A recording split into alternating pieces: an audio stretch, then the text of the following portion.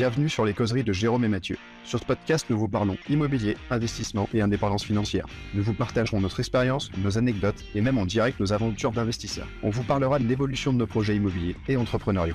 Nous voulons aussi vous aider à mieux comprendre l'investissement sans fantaisie et sans vente de rêve. Bonjour, je suis Jérôme, investisseur et marchand de biens en région bordelaise depuis 2014. J'ai pu faire de l'immeuble de rapport, du locatif, de l'achat-revente et de la division foncière. Ce qui me permet à présent de pouvoir me consacrer 100% à l'immobilier. Et moi je suis Mathieu, investisseur immobilier également. J'ai comme Jérôme touché à beaucoup de types d'investissements. Et en plus de ça, nous travaillons en famille dans la promotion immobilière. L'objectif principal de ce podcast est de rester le plus simple et le plus détendu possible. Une discussion entre amis investisseurs autour d'un bon café. Attendez-vous à ce qu'on dérive de temps en temps bien sûr. Salut à tous, bienvenue sur ce nouvel épisode, donc les causeries de Jérôme et Mathieu, ou JM Show comme vous voulez. On va peut-être reprendre l'ancien nom parce que sur YouTube on ne trouve pas quand on met JM Show parce qu'on est vraiment des branleurs. Bonjour Yann.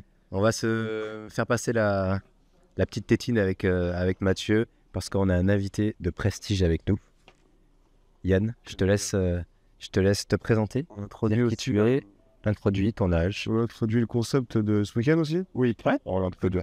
Et tu peux parler, on va couper, hein. De temps en temps, on va couper, donc t'inquiète. On va rien couper.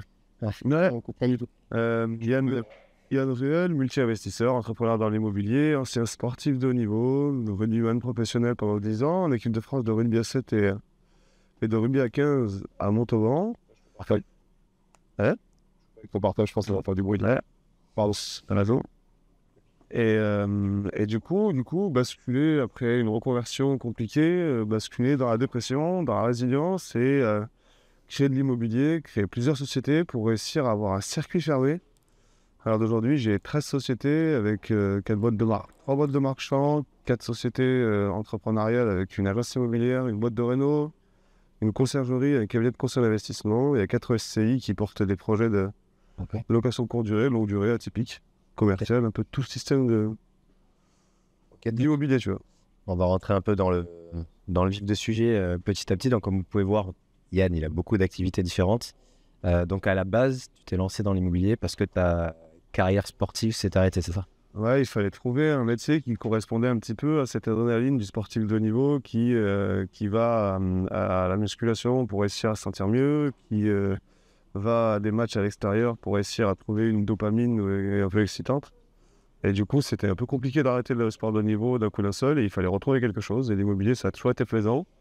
Donc, commencer doucement avec une RP, commencer ensuite avec un petit plateau à rénover que tu divises en deux. Mais tu as commencé avec un objectif précis ou... Aucun objectif. L'objectif, c'était plus d'apprendre des choses, tu sais, de connaître, de se former, d'écouter des gars. Et en plus, une fois que tu sentais bien les choses, tu sentais bien les mecs, tu passais à l'action, tu les écoutais littéralement, en fait. Tu vois, c'est un peu comme le système de formation que vous allez pouvoir lancer, ou je sais pas s'il faut pas en parler, mais Si, tu peux en parler. Quand tu es bien accompagné ou quand tu es bien aiguillé, t'as pas grand chose à faire. Du coup, tu as juste à faire ce qu'on te dit de faire, tu vois. Donc automatiquement, il faut juste bien les faire. Si on te dit de faire attention à des déclarations que tu dois faire, si on te dit de faire attention à tes travaux, si on te dit de prendre 10 ou 15% de travaux en plus, il faut écouter et faire. Et ensuite, plus tu fais, plus tu apprends. Et plus tu apprends, du coup, plus tu engranges de l'expérience. Plus tu engranges de l'expérience, plus tu achètes des bâtiments. Acheter un bâtiment à 100 000, c'est pareil qu'acheter un bâtiment à 300 000, qui a 1 ou 5 apparts dedans. Donc après, tu évolues avec les process que tu as mis en place, avec les cassages de gueule que tu as eu, avec les expériences que tu as eues. Et ça évolue assez vite, assez bien dans l'IMO, si tu fais bien les choses. Et toi, aujourd'hui, juste pour nous situer, tu dis, tu as 13 sociétés, tu fais quoi exactement? Moi, je pilote un peu les sociétés. Et là, j'ai ouvert l'agence immobilière où... Genre, c'est quoi les 13 si tu peux... Il y a la holding qui est au-dessus, en société mère. Il y a 3 boîtes de marchands. Il y a une boîte de marchands qui fait de la division foncière de terrain. J'ai une boîte de marchands qui fait de la division d'immeubles. On a une boîte de marchands qui fait de l'achat réno-revente. À côté de ça, j'ai la boîte de maître d'œuvre qui permet aussi de rénover tous les immeubles qu'on achète en SCI ou en SAS. J'ai l'agence immobilière qui s'est montée, qui permet aussi de revendre tous les trucs qu'on doit revendre à chaque fois qu'on fait une opération. Donc c'est quoi tu dis que tu as 3 boîtes de marchands, une qui fait de la division foncière, une division de l'eau et une rénovation. J'ai trouvé la page qu'une, c'est produit. J'ai trouvé les projets. Du coup, la boîte de conseil engrange pas mal de clients. Et ces clients, du coup, font confiance. Il y a des gens qui ont de l'argent. Moi, j'ai la réponse, mais c'est pas les gens, ils savent. Les clients ont de l'argent, mais moi, j'ai pas d'argent. J'ai pas mal de connaissances et de compétences que je suis en partie de zéro. Et du coup, je dis au client, écoutez, on a une opération, il y a des comme ça, on va pouvoir faire 100 000 à deux. Moi, ce que je fais, c'est que je t'apporte le projet, toi, tu m'apportes l'argent qu'il faut pour développer le projet. Et à la fin, sur les 100 000, on fait 50-50. Et du coup, c'est gagnant-gagnant, parce que lui, il n'a pas le temps, moi, j'ai le temps, et ça me permet aussi d'avoir un petit pécule pour à la fin de l'opération. Donc, pouvoir les accompagner aussi peut-être sur le projet, leur, on va dire l'expérience que tu as, les connaissances et les compétences. Perso, Ils t'apportent des fonds et... les clients, ils te demandent pas. Moi, mes clients, ils me demandent pas parce que c'est pas ça qu'ils veulent. Eux, ils ont des lignes, au gros, ils ont de l'argent et ils veulent placer l'argent. Enfin, les mecs qui ont de l'argent, il y en a qui n'ont pas excessivement, mais ils n'ont pas le temps de le faire. Et quand ils voient qu'un jeune fait bien les choses, du coup, ça les excite. Et puis quand tu parles un petit peu, c'est bien. Ces clients-là, tu les trouves comment? C'est par le réseau ou c'est par hasard? Tu les démarches? Il y en a beaucoup? Tu sais, au départ, tu fais la première année, tu fais 30 visites par mois. Donc, du coup, tu commences à te faire du réseau. Une fois que tu as une première apparition en vente, moi, j'ai pris plein d'agences. J'ai mis mon bien sur le bon coin, ils m'ont tous appelé. J'ai 17 agences qui sont venues dans mon appartement. Je leur ai dit, écoutez, les gars, le premier qui vend a gagné. Donc, il y en a 10 qui sont partis, il en restait 7. Et dans les 7, il y en a qui ont réussi à avoir des opérations, des visites, des ventes. T'en as 10 qui t'ont dit, nous, on travaille comme mandat exclusif, c'est ça? Ouais, c'est ça. Ouais, mais bon, au moins, regarde, moi, dans le réseau, ils savaient que je commençais à avoir des bâtiments. Donc, en train d'agence immobilière, ils parlaient entre eux. Ils savaient que j'achetais, parce qu'à O15, je leur ai dit, écoutez, je vais vendre ça pour acheter des immeubles. Donc, automatiquement, 2, 3, 4, 5 mois plus tard, ils savent, ils voient sur Insta que Yann Jouel achète des trucs. Et du coup, ça leur donne envie d'appeler Yann, de leur dire, écoutez, on rentre ça. Et nous, avec l'expérience qu'on a, du coup, on va vite sur place, on se rend vite compte des opérations qu'il y a. Ouais, et puis tu achètes potentiellement très rapidement aussi par rapport à d'autres. Tu te positionnes très rapidement dans les achats, donc tu peux en acheter un par semaine, en offre, tu vois. Ouais. Ne pas avoir de client, avoir un rendez-vous avec un client au téléphone qui te dit, écoutez, et là, tu te dis, tiens, j'ai ça qui est tombé, est-ce que ça vient de me faire? Tu as peut-être juste visité le bien, mis un projet fictif en tête, parce qu'il y a 6 apparts, tu vas en exploiter 2 en achat-revente, tu vas en exploiter 2 en courte durée, 2 en longue durée, tu as un truc sécuritaire. Et le fait de faire de l'achat-revente, le mec il me donne 100 000, mais il va récupérer ces 100 000 un an et demi plus tard. Donc ouais, c'est tout un jeu, on va dire, presque. Et du coup, tu fais du marchand et tu dis que tu as développé d'autres sociétés à côté, donc conciergerie, tu dis. Ouais. Le but de ça, tu nous as parlé un petit peu rapidement du circuit fermé. C'est quoi ton objectif quand tu crées la conciergerie? En gros, c'est quoi l'objectif? Moi, l'objectif, c'est de soulever de l'argent en banque, que ce soit en SCI ou en SAS, de faire rénover par ma boîte de réno, de revendre par la rénovation immobilière. Et si je mets des biens en conciergerie, parce que là, je lance des logements en atypique, tu vois, on va faire une hard room, une New York room, une Bali room. C'est une love room BDSM, un peu luxe. On a pris le thème 51 degrés. On est parti avec des croix de Saint-André, on est parti avec... vous avez poussé le concept. Un petit sex shop à l'intérieur. Grosse banéo, un peu luxe, tu vois. On devait faire un projet à 50 000, on a fini à 70. Du coup, tu t'es mis à sex shop, vous avez testé les produits par obligation, force au pouvoir, c'est ça. Il faut tester avant de... Non. Et genre là-dedans, quand tu dis c'est parti juste sex shop, ça me fait marrer, mais c'est quoi? Tu vas mettre à disposition des produits que les gens vont pouvoir t'acheter en plus et je avec, j'imagine. C'est ça. J'ai fait une prestation de service, on a fait dans le placo 3 niches, on va mettre des vitres devant, on va mettre des box derrière avec des codes et une niche amateur, une niche intermédiaire et une niche expert. Ah, je savais pas qu'il y avait des niveaux... je sais pas, non mais alors ça va être un peu con, attention, c'est marrant mais... Ah oui, bah oui. Je pense pas que... Vas-y, viens, rigole, tant qu'on y est, ça va être drôle. Je pense pas qu'un plug anal soit utilisé par un amateur, tu vois, par une femme amatrice. Je pense que quand tu mets dans une box... Quand tu mets dans une... Là, tu vas dans un appartement un peu BDSM ou...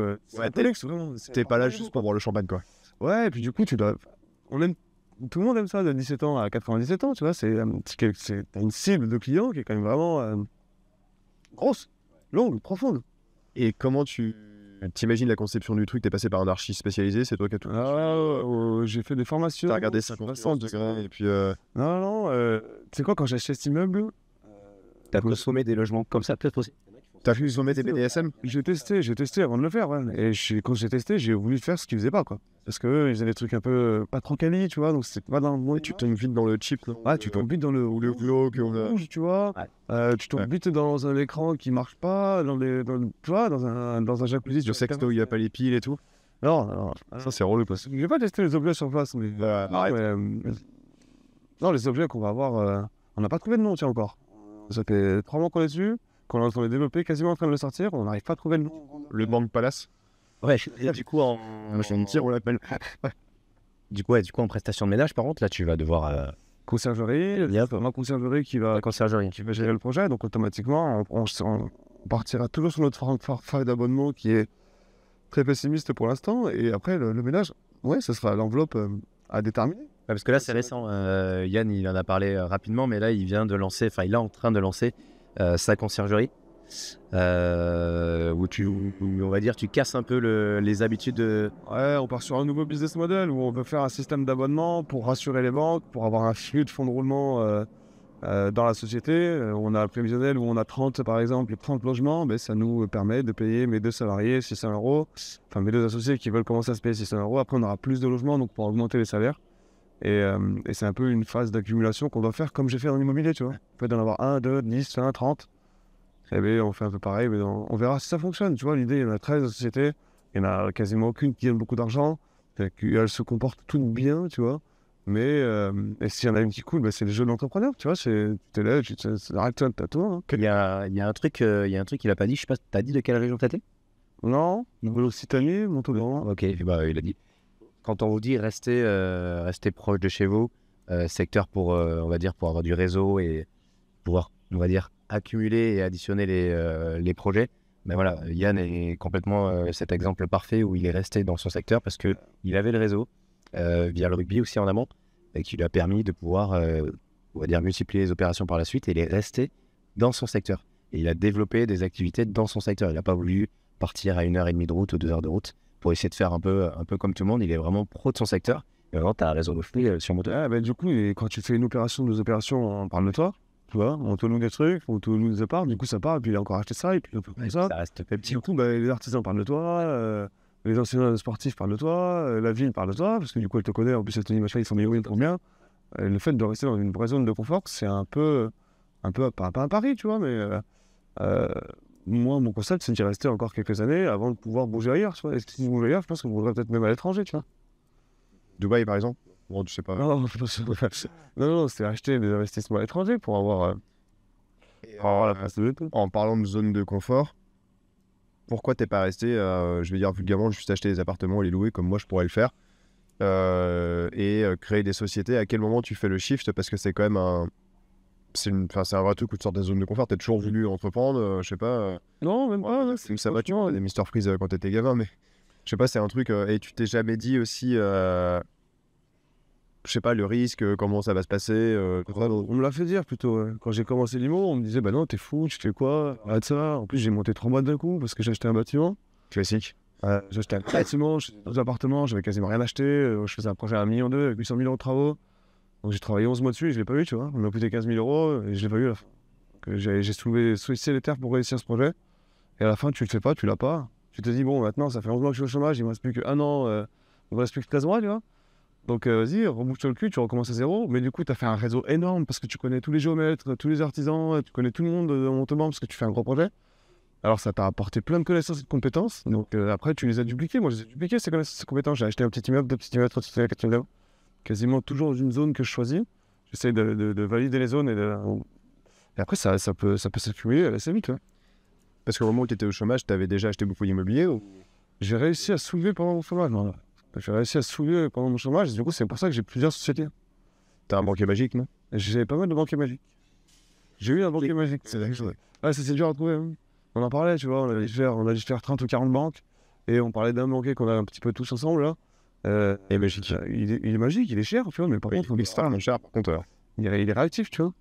Et ça coûte très cher d'avoir des gens réactifs. Il faut être professionnel. C'est comme vous allez faire, tu vois. Mes clients, ils m'appellent. Je suis hyper réactif, je suis hyper disponible. Je donne des bons conseils. Donc, du coup, ils sont contents. Et puis, ils m'envoient des clients. Et puis, du coup, on fait des business ensemble. Et puis, du coup, c'est la question de tout à l'heure, tu vois.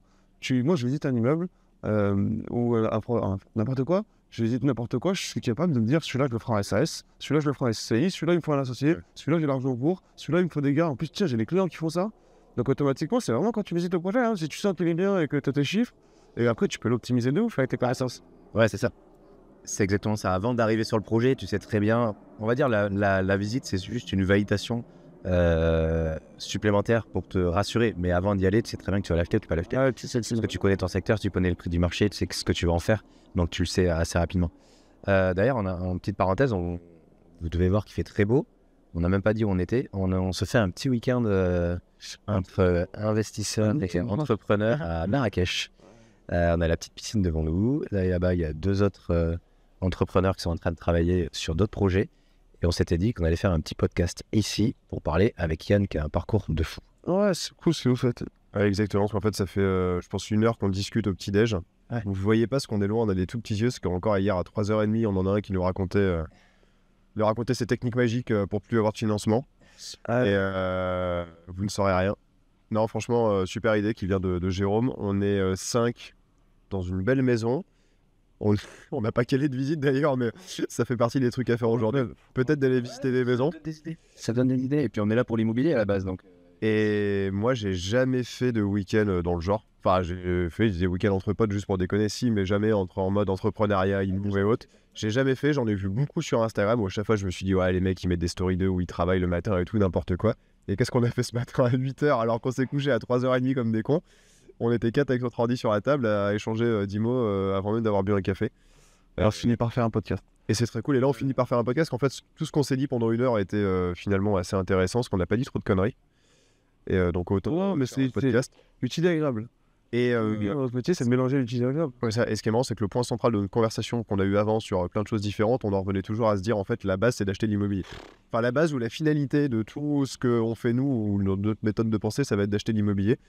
Parce que l'immobilier, il est là, on peut pas partir avec. Et ça nous semble, nous, en tout cas, très, très pérenne, quoi. On se disait que c'était pas compliqué en plus, tu sais. C'est pour ça que moi, je suis hyper admiratif de ce que tu fais, de créer des boîtes. Parce que, en fait, acheter un appart, le louer, ou un local commercial, ou faire du marchand, je sais pas, ça me semble facile.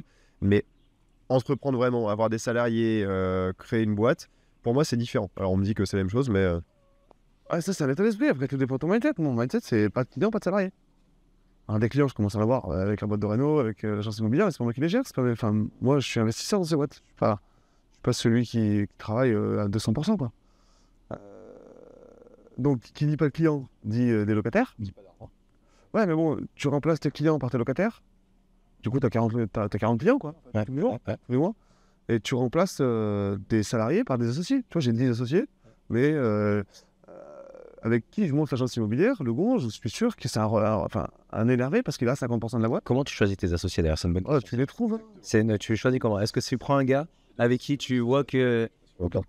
Ouais, ça sera la deuxième question. Du coup, est-ce que je sais pas, tu vas rencontrer le gars, tu vois que tu as un putain de feeling avec lui, tu te dis, ok, avant de travailler avec lui, je veux avoir un bon feeling avec lui. Comment tu choisis et est-ce que ça se passe bien avec ses associés du coup? Ouais, pour l'instant, ça se passe bien. C'est de l'humain, c'est beaucoup de l'humain. Mais ça, c'est le sport de haut niveau qui fait que du coup, tu développes des valeurs humaines qui sont super intéressantes. Et puis, du coup, quand tu commences à discuter, de savoir que tu parles en immobilier avec un mec qui fait le niveau, bah, du coup, que tu fais 30 visites par mois et que tu as fait ça pendant 2 ans, mais tu connais un peu tout ton secteur et tu as repéré les 2-3 bons agents IMO. Ouais. Sur les 2-3, il y en avait un qui était vraiment actif.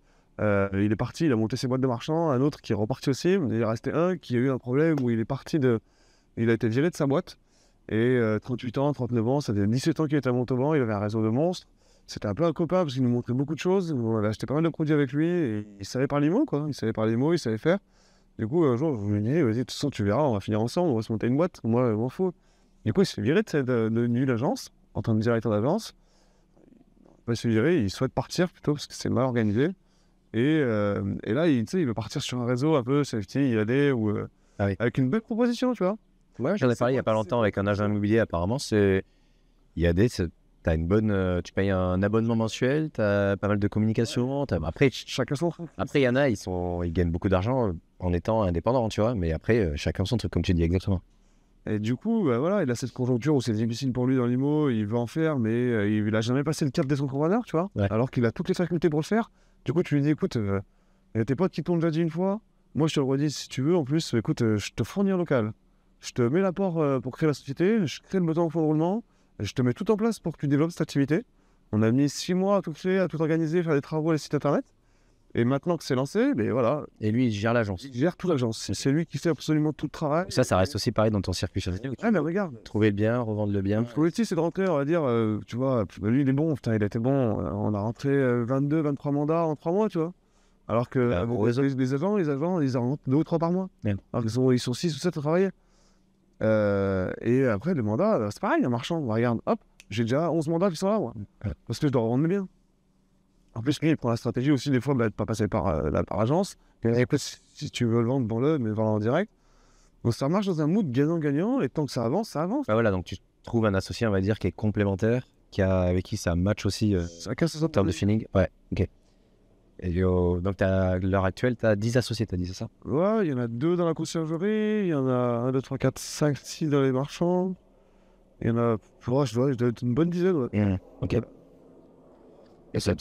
Et on dit souvent, enfin, il y a pas mal de gens qui s'arrêtent là-dessus, c'est de dire que l'association, c'est le pire truc qui soit parce que forcément, ça finit mal. Toi, t'as des retours là-dessus ou pour l'instant, ça se passe toujours bien? Moi, perso, ça risquerait un jour que ça m'arrive mal, mais maintenant j'ai 13 boîtes, donc s'il y en a une qui se passe pas bien, c'est pas très grave. Mais et les gens avec qui tu t'associes, c'est pas genre des amis d'enfance ou les gens que tu connais depuis. J'ai un très bon pote avec qui j'ai monté la boîte de maître d'œuvre, mais qui lui est vraiment aussi un génie dans son métier. Il a un esprit très vif, donc c'est hyper intéressant. Et puis c'est le technicien, tu vois, c'est vraiment le gars technicien qui fait les choses. Donc il a un gros feedback. Sinon, non, pas spécialement. Si, j'ai Valentin, là, qu'on est là ensemble, où tu deviens copain et tu arrives à stabiliser des boîtes. Mais ça reste quand même très pro, très carré. Mais enfin, non, notre devis, c'est de. On est la moyenne des 5 personnes qui en fréquentent. Tu vois cette phrase? On est 5 ce week-end. On est 5. Oh, putain, plus 5 les gars, ça va piquer.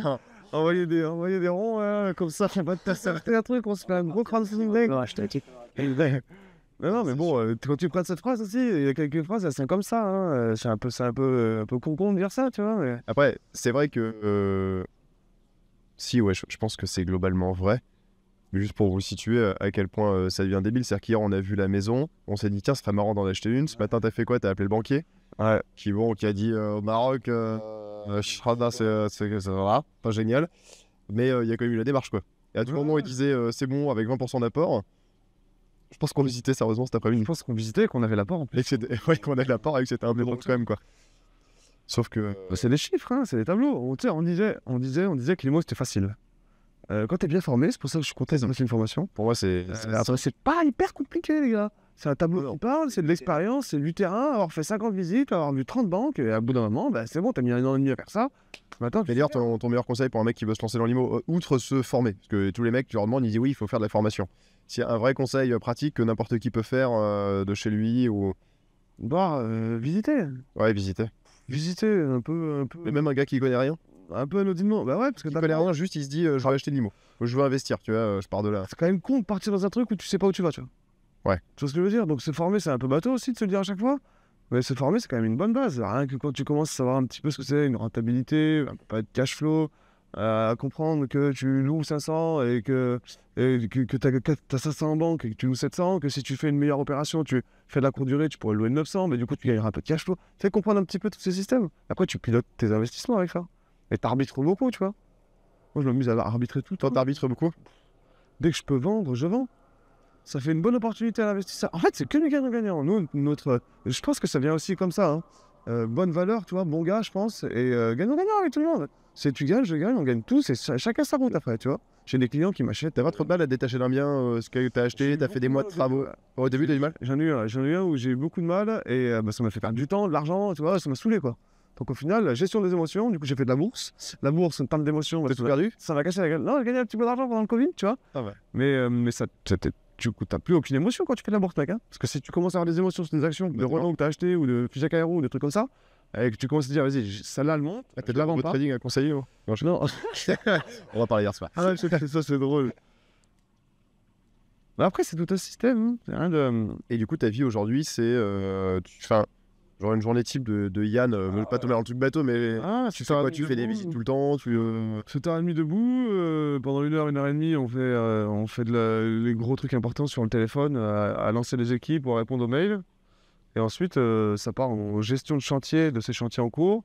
Ça part au bureau, faire de l'administratif pour gérer ces boîtes. Après, dès qu'on t'appelle, Yann, j'ai un truc qui est libre. Bah, tu sais quoi, je suis dispo, tu vois. Ouais. Du coup, j'ai rien planifié. T'as de la liberté dans ton temps? Ouais, le but, c'est vraiment d'avoir cet esprit de liberté. T'es pas prisonnier, veut dire, du système que t'as monté? Aucunement. Alors, c'est pour ça aussi que chacun sa zone de génie, gros. Mon agent immobilier, c'est le meilleur, 50-50. Mon gars en maître d'œuvre, c'est le meilleur, 50-50. La conciergerie, j'ai 2 filles qui sont du top du top. Elles savent déjà faire 33, 34, 33. Chacun sa zone, chacun son truc. Moi, je vous aide à développer des boîtes, je sais faire, je mettrai de l'argent s'il faut mettre. Et on y va, tu vois. En plus, je vous ramène des biens, donc du coup, on fait un besoin de fonds roulement. Déléguer, c'est la clé, quoi. Enfin, là, c'est pas vraiment délégué, c'est s'associer. Mais... C'est fort et à réussir à monter des boîtes pour se déléguer du temps et du travail que toi, tu n'as plus à faire. Et du coup, tu restes dans ta zone de génie à visiter, à conseiller, à accompagner, tu vois. Depuis 2 ans, j'ai mis entre parenthèses ma boîte de conseil. C'est elle qui me génère le plus d'opportunités et d'argent, tu vois. Mais c'est pas l'argent, moi, qui m'excite. C'est d'aller voir un projet, de trouver un associé qui me dit putain, Yann, j'ai 50 000 à mettre. Et quand tu sens bien le mec, tu vois, ben, faisons voir tout. D'ailleurs, tu dis c'est pas l'argent qui t'excite, mais du coup, à l'heure actuelle, tu te rémunères, comment tu vis tes Tu vois, regarde. investissements. On a monté, je me paye 953 € avec ma boîte de conseil, qui elle a un immeuble. Pour éviter la taxe plus. Moi, prime d'activité pour essayer de l'avoir et pour pas payer trop de charges, quoi, pour pas exploser. Et mon objectif, moi, c'était plus ou moins de me payer 600 balles par boîte, en gros. Tu vois, si tu arrives à en réussir sur les 13, tu arrives à en réussir 8, tu arrives à avoir 8 fois 600 balles, et ben ouais, t'as un super salaire, t'es heureux, tu vois. Donc là, on a développé 2 boîtes depuis 2 ans, une boîte de marchand et une SCI. On commence à avoir une linéarité. Donc maintenant, ma boîte de conseil, c'est 2 boîtes au quotidien, à 600 balles par mois. Ouais. Et du coup, voilà, on en revient au système où en 2 ans, tu t'es envoyé comme un cochon. Ah, au quotidien, ta boîte de conseil. Alors maintenant, depuis le premier mois, la boîte de conseil et la boîte de marchand, il faut que quelqu'un s'en occupe de ces deux sociétés. C'est de société. Donc là, on les a développées avec Valentin. Et maintenant, il faut quelqu'un qui s'en occupe. Donc vu que je m'en occupe au quotidien depuis 2 ans, et que maintenant elles sont stables, et qu'elles ont un petit peu d'argent. Ouais, il faut, on va dire, valoriser le temps de travail que tu fais tous les jours. C'est exactement ça. La boîte de maître d'œuvre, on est en train de péter le game parce qu'on ça va vite, tu vois. Du coup, on commence à avoir de l'expérience en fait. Donc ça va super vite. On a 350 000 € de chiffre d'affaires en 3 mois. Et je suis déjà en train de me dire, il faut que je passe de charge. Donc il faut que, limite, que je conseille, j'accompagne aussi cette boîte-là, tu vois. Ouais. Donc je vais peut-être encore rentrer dans un 600 balles et je vais arriver à 2005 où ce sera sur Opportunity, sur une des sociétés. Du coup, ça remonte dans la holding. La holding, elle réinjecte dans des déficitaires ou elle crée des nouvelles boîtes avec des nouveaux associés. Et ensuite, ça fait une holding avec plein de petits enfants en dessous, tu vois. Et après, une seule société qui te rémunère. L'argent était quelque part et il circule en famille, ça. Ok. Et si tu avais on va dire un nouvel, c'est quoi tes prochains objectifs? Qu'est-ce que tu vises en fait? Bon, je sais pas, de m'amuser, de vivre, tu vois, d'avoir de l'adrénaline, tu sais, de traiter. Alors, ancien sportif de haut niveau, j'ai grandi avec une équipe, tu vois. Ouais. Moi, j'aimerais bien avoir mon équipe maintenant. Ouais. Là, je commence à avoir méga, avec une team, on est vraiment solide, tu vois, on pourra aller au bout du monde ensemble. C'est vraiment stylé. Du coup, quand tu te lèves le matin, tu vois, et tu te dis, putain, je vais retrouver mes collègues, je vais retrouver ma team. Donc, mais tu sais, ils sentent ton mood aussi. Ouais, déterminé, moi, toujours en train de pousser, on se connaît. Donc, du coup, ils aiment bien ça, tu vois, ils ont envie d'avoir des gens comme ça qui les poussent, tu vois. Donc, chacun se pousse vers le haut, et puis un jour, ça redescendra, mais ce sera comme partout, tu vois. Bah c'est cool, du coup t'es heureux aujourd'hui. Ouais, plutôt heureux, plutôt libre. Franchement, c'était chaud. Les 2 premières années en dépression, en plein Covid, c'était vraiment dur. Parce que du coup t'étais sportif de haut niveau avant. Ouais. Est-ce que t'as été salarié, on va dire, plus classique, genre non. J'ai essayé dans une entreprise J'ai essayé 3 semaines avec le Ah quand même, 3 semaines. Ouais, commercial, on a essayé un petit peu. Marchand de tapis, je te verrais bien. Ouais, c'est pas... On me le dit souvent, mais les gens, quand tu vendras du shampoing à un show. C'est quoi, j'ai 3 ou 4 clients qui ont compris, ils m'achètent tout mon business. Tous les trucs que j'ai, ils me les achètent. Mais c'est eux qui ont compris les choses, hein. Ils ont vraiment compris les trucs, les 3 ou 4 là. Et ils sont malins, donc du coup, ouais, si vous voulez marchand de tapis, je vous m'envoie ça. Ça me faut... Très bien. Faut le comprendre les choses, quoi. Et c'est pas compliqué, putain. Okay. Ouais, il faut quand même oser, avoir les couilles, le faire. Avoir le réseau, c'est pas compliqué, mais c'est quand même du boulot. Et la résilience, parce qu'on est... tu baisses la tête de 3 ans, quand même. Tu baisses la tête de 3 ans, tu es sur tes couilles... Et quand tu as 2-3 ans, c'est-à-dire que t'as eu 2-3 ans où pas de thunes, c'était chaud. Ah ouais, j'ai jamais eu d'argent, frérot. J'ai toujours pas d'argent, d'ailleurs. Tu vois. D'ailleurs, appel au don, hein, un bon business qui traque. On revient à ce qu'on disait, je sais plus, ce matin ou hier soir, c'est qu'en fait... on fait aussi quelque chose qui consomme beaucoup de cash. Et vu qu'on aime bien refaire des projets, on remet tout l'argent dans les nouveaux projets. Donc, on a beaucoup d'argent sur les fichiers Excel. Tous, est toujours réinvesti. Mais c'est un effet boule de neige. Pas de trésorerie. Et ça, c'est pas bien, parce que moi, j'ai pas de trésorerie en ce moment, et je vous jure que c'est pas confortable. Il faut avoir le plus de trésor possible. Ouais. Et on est tous comme ça, on a tous des moments où on en a. Et des fois, on se dit, putain, j'en ai trop, je fais quoi? Toi, tu m'as appelé il y a quelques mois en me disant, putain, j'ai pas mal de trésor, viens, on fait des OP. Ça tu vois, là, j'ai pas rien. Et là, j'ai plus rien. Et là, on a tout réinvesti, on fait des nouveaux projets. Et c'est ce qu'on dit, on garde pas l'argent en fait. On n'a pas un rond, quoi. On n'a pas un rond. Mais on fait moi, j'ai de l'argent, vous me faites plaisir aussi, un petit peu quand même. Moi, pas beaucoup, hein. Franchement, non. Des petits voyages ou... Des petits voyages de temps en temps, mais j'ai pas besoin de grand chose en fait pour être content, pour être heureux. Et juste, c'est ce qu'on disait tout à l'heure, à partir du moment où tu es libre dans ta journée et que t'as pas l'impression de bosser, que tu fais un truc que tu kiffes, déjà mon gars, mais en fait, on a gagné en fait déjà. Ouais, tu peux te faire des petits voyages avec 5 mecs que tu connais pas trop, et au final, au bout d'une soirée, ça devient des copains et tout ça. Vraiment, c'est ça qui est bien. Ça coûte cher. Je me fais plaisir 100 fois. J'ai eu ma période. Je me souviens quand j'étais jeune, je pense que c'était quoi, lycée. Non, à l'époque, on faisait des stages, non, ça va être école de commerce. J'ai vraiment, mon père nous avait associés dans une boîte, j'ai eu genre 3 ou 4 000 euros qui étaient tombés, mais pour moi, c'était l'euro million, tu vois. Et là, j'avais craqué complètement. J'avais acheté des fringues hyper chères. Voilà. Il y en a que j'ai toujours d'ailleurs. Et je me souviens, j'ai eu cette époque où dès qu'il y avait un peu d'argent, il fallait il fallait le claquer, quoi. Et heureusement, ça m'est passé extrêmement vite et ça m'est passé avant que je gagne vraiment de l'argent. Mais par contre, aujourd'hui, je regarde jamais un prix. Enfin, si, en fait, maintenant, je vais regarder les prix parce que ça me fait halluciner. Je sais plus, le pot de myrtille l'autre jour, congelé 6 balles. Et en fait, je me dis, je regarde jamais. Et en même temps, je me dis, putain, mais c'est cher, quoi. Mais par contre, je me refuse. Enfin, j'ai envie d'acheter un truc, finalement, je l'achète. Alors, bon, en ce moment, j'essaie de faire gaffe parce que ça part vite. J'ai plus envie d'acheter des trucs que je gagne d'argent. Mais On n'est pas dans la surconsommation. En fait. non, après de là à vouloir. Si, j'aimerais bien des grosses bagnoles et tout, mais je sais objectivement qu'il n'y a pas besoin de ça. Ouais. T'achètes une grosse voiture et tu la reloues, t'as sous. Non, ça. Et en fait, si tu regardes dans tous les très bons moments ou tous les très bons souvenirs que j'ai, et je pense que c'est souvent pareil, bah, c'est souvent les moments les plus simples où en fait, pour 30 balles la soirée, t'auras passé une soirée de ouf, sans partir à l'étranger, parfois au resto du coin où juste tu t'es marré comme des malades toute une soirée, où t'as passé un week-end, où t'allais marcher sur la plage et c'était hyper cool. Et souvent, les meilleurs moments sont là et pas forcément dans l'hôtel 5 étoiles. Alors oui, on est parti à Tomorrowland la semaine dernière dans un hôtel de ouf et tout. C'était quand même plutôt sympa. Tu craches pas dans la soupe. Hein. Ah non. Non, j'aime bien l'argent et j'aime bien le confort que ça peut. Tu vas l'entendre, quand tu pars en vacances, tu te fais ta première semaine sur, on va dire que tu pars 8 jours. Tu fais 7 jours dans un hôtel classique et tu fais ton 8e jour dans un gros Ouais. pour justement... Et ça, c'est kiffant, ouais. Alors, justement, quand tu rentres chez toi, tu te dis, putain, c'était quand même vraiment stylé cette dernière hôtel. Du coup, j'ai très envie de travailler très fort pour avoir justement l'opportunité de repartir dans cet hôtel un jour, tu vois. En fait, Ça te remousse, en fait. l'argent qu'on gagne aujourd'hui, franchement, je changerais rien à ma vie telle qu'elle est aujourd'hui. Bon, sauf la pression du boulot, les emmerdes extérieures, mais la vie telle qu'on l'a aujourd'hui, à part les travaux dans notre maison, avec Roxane, en vrai, je changerais rien. Je trouve qu'on est fondamentalement heureux. Par contre, avoir beaucoup d'argent pour les moments où tu pars en vacances, sans partir en sucette dans des palaces ultra luxe, juste pouvoir en vacances ou en voyage te faire vraiment plaisir, sans te poser une seule question, c'est cool. Ouais, c'est tabou, l'argent, le mot argent en France. Non, j'aime bien l'argent. Ouais, mais c'est tabou, enfin, c'est complètement... C'est ça, mais l'avantage, c'est que voilà, les gens, quand on est entre nous comme ça, c'est que entre nous, c'est pas tabou. Et on en parle facilement. Et c'est vrai que le plaisir de te dire, ben, j'ai besoin d'acheter ça et je peux l'acheter. Nous, on n'est pas du tout dans cette situation-là encore, hein, bien évidemment. Mais on n'a pas besoin de grand-chose. Dès là, on a un petit thé à la menthe, au bord de la piscine, elle est bien. Je rebondis sur la gestion des émotions, là. Ouais. Le fait que tu dois être à 4 000 balles qui rentrent. J'ai fait mon premier projet, jamais d'argent. J'ai vraiment jamais d'argent. Je suis quelqu'un qui n'a pas de sous, tu vois. Je fais mon premier projet de division, je divise 2 appartes, j'en vends un, je rembourse pas la banque, donc du coup, j'ai pas d'argent, tu vois. Je savais que j'allais faire cette opération, donc mec, je l'ai fait pendant 6 mois. Je vais me faire 130 000 euros, je vais mettre 30 000 en crypto, 20 000 en marchand, 20 000 sur une société, 15 000 là, 10 000 pour bien-être. En gros, pendant 6 mois, je me tords des fesses, c'est carré, hein. Je me dis, putain, je vais sortir de là, je suis roi du monde. L'argent arrive sur le compte et une sous-merde, mon gars, comme ça, une crotte au cul d'avoir cet argent sur ses comptes, tu te dis, ah, qu'est-ce que j'ai fait avec ça, avec ça? Alors que t'as toujours tes plans qui sont carrés, qui sont en place, tu vois.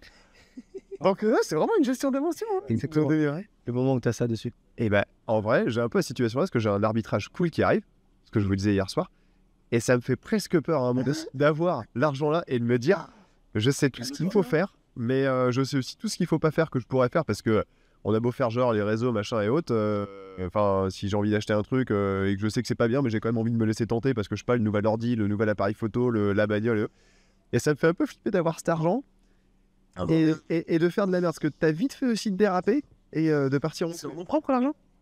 Non, c'est en société. En fait, si ça avait été en nom propre, c'est des parts de sociétés qui sont vendues. Je vais pas donner les chiffres ou autres, mais c'est des parts de sociétés qui sont vendues. Et moi, si ça me revenait en nom propre, parce que j'ai les parts en nom propre aujourd'hui, 30% de flat tax. Donc, tu touches 300 euros, il t'en reste 200, tu vois. Oui.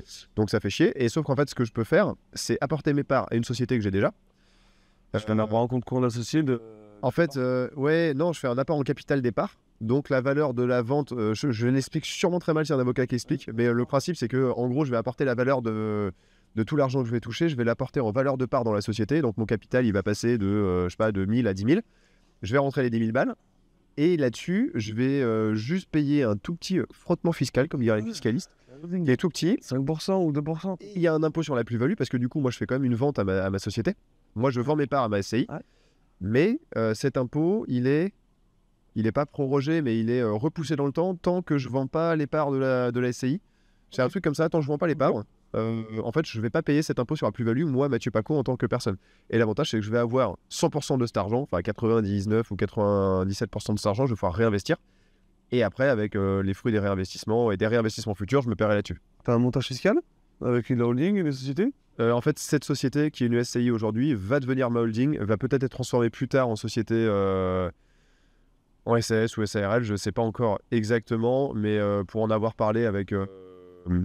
c'est pas vraiment un avocat fiscaliste, mais un notaire vraiment pro de fiscalité qui m'entoure pour l'instant. Ça fait très bien le boulot et c'est le schéma qui va bien pour l'instant. Merci. Et cette société va devenir potentiellement la holding. En fait, elle est déjà propriétaire des parts. Rémunéré par la suite. Ouais, elle est propriétaire des parts qu'on a à Talent pour l'opération de marchand. J'ai toujours un très gros compte courant d'associés dedans.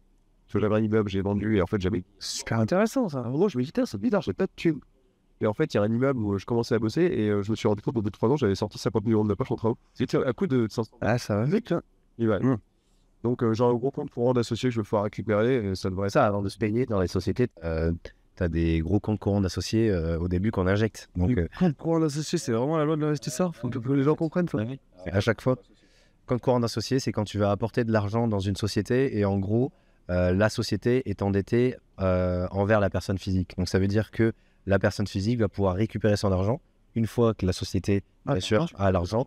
Tu prêtes de l'argent à la société, exactement. Et du coup, la société est endettée envers la personne physique. Tu peux récupérer les fonds quand tu en as besoin et quand la société, bien sûr, a les a. Et quand tu le retires, et en fait, tu peux retirer sans aucune fiscalité. Mais par contre, il y a beaucoup de gens qui se trompent. Taux d'intérêt. Il y a un taux d'intérêt. En fait, toi, tu prêtes de l'argent à la société, donc la société te rémunère à un taux d'intérêt légal. On ne peut pas se rémunérer à 45%. Je vais peut-être dire une connerie, mais en fait, il y a un taux légal qu'il faut respecter parce que sinon, fiscalement, tu lèses quelqu'un. ouais, c'est ça. Avec le notaire, je commence à faire ça. Ouais. Avec le holding. Et par contre, il y a beaucoup de gens qui oublient que l'argent qu'ils ont mis là en compte courant d'associé, c'est de l'argent sur lequel ils ont déjà payé des impôts, qui vient de leur salaire d'avant, de leur boulot. Donc tu n'as plus d'impôts dessus. Oui, alors déjà, il n'y a plus d'impôts, mais surtout quand ils retirent l'argent de la société, c'est pas vraiment de l'argent qu'ils ont regagné. En fait, ils récupèrent de l'argent et on gagne vraiment de l'argent sur une société. Enfin, à mon avis, c'est quand tu te verses des dividendes ou un salaire. Avant, c'est tu récupères l'argent que tu as mis dedans. C'est ni plus ou moins un prêt que tu fais à ta société en fin de compte. Regarde, tu montes 10 boîtes. Ouais. Tu fais 10 fois 10 000 euros. Tu as un jour un problème. Toi, en tant que personne physique, La société, elle te rend de l'argent. tu as de l'argent sur tes boîtes. Tu reprends tes 10 000. Mais bien sûr. Tu vois ce que je veux dire? Pour ça, tu prêtes de l'argent. Tu fais un prêt. Tu fais un prêt à tes sociétés et dès qu'elles ont l'argent pour te le rendre et que tu en as besoin, toi, en tant que personne physique, tu récupères les fonds. Et j'avais écouté une conférence de fiscalité hyper intéressante où le mec parlait du compte courant associé et notamment disait, recommandait à pas mal de mecs de placer de l'argent tous les mois dans leur boîte, en mode au lieu de mettre en bourse, ils mettent dans leur boîte. DCA? Ouais, un DCA dans leur entreprise pour récupérer du compte courant d'associé et ressortir de l'argent assez facilement à un moment, notamment quand tu fais des ventes à toi-même, quand tu fais des OBO, tu revends un appart à ta société, que tu apportes ton compte courant, que tu peux ressortir l'argent et autres. Par contre, il le dit bien, il dit bon, faut quand même bien... Faut que ce soit bien ficelé, sinon il y a moyen de se faire fisc... Ouais. dit dans le... Donc voilà, des solutions, il y en a plusieurs. Est-ce que tu as un dernier petit mot à nous évoquer Rendez-vous au prochain séminaire. prochain séminaire? On aura peut-être plus de monde. Non, mais alors, le prochain séminaire, on organisera quelque chose à 9 997 €. Un motoban. Parce que vous savez, maintenant, on devient formateur immobilier avec Jérôme, donc il faut qu'on devienne des gros marketeurs des charrettes. On n'est pas bon à ça. On n'est vraiment pas bon. C'est pas notre spécialité. N'hésitez pas à contacter des gens comme Jérôme, ou comme Mathieu, ou comme moi pour avoir des premiers conseils. Ouais, ce que je dirais à des gens classiques, n'hésitez pas à parler des trucs. Ouais. N'hésitez pas à parler des gens qui connaissent un petit peu les choses qu'ils font en immobilier. Et après, advienne que pourra. Ok, super. Merci à toi, Yann, en tout cas, pour ton temps. Merci pour ton partage. Ah, t'es super. On va continuer de toute façon, les gars. Vous me dites tout de suite. Là, on va couper le micro et couper la vidéo, mais ça va continuer. Et là, on a un gros planning, on va visiter la Médina, on va manger, on fait du quad après. Ah ouais, c'était un peu bon. On va bien bosser. Et après, on va bosser quand même. On va visiter, tout ça, on va bosser. Après, regarde s'il marche, ce podcast. Parce que dans le week-end, avec Valentin et Rémi, on peut très bien parler autour de la table comme ça, les gars. Ah oui, mais bien sûr, c'est le but. Donc regarde si ça fonctionne. Si ça fonctionne, on essaie de retard. Le podcast, t'as plusieurs. Tu connais comment il s'appelle le chauve là le chauve. Yann Darwin, Rainbow. Putain, désolé Yann, je suis pas un joueur. Ouais, je pense. Ça m'intéressera jamais par l'accession. Après, il a le meilleur prénom du monde, ce gars. Ils font le podcast Le Ring, ils sont 5. Ouais, c'est terrible ce qu'ils font. Et c'est hyper cool. Ah. Et en fait, t'as la vie de 5 personnes et tout. Et puis en plus, les mecs, c'est 5 potes, donc c'est gros délire, j'adore, c'est hyper cool. Tu sais, c'est... Merci à tous en tout cas. À très vite. Belle chose.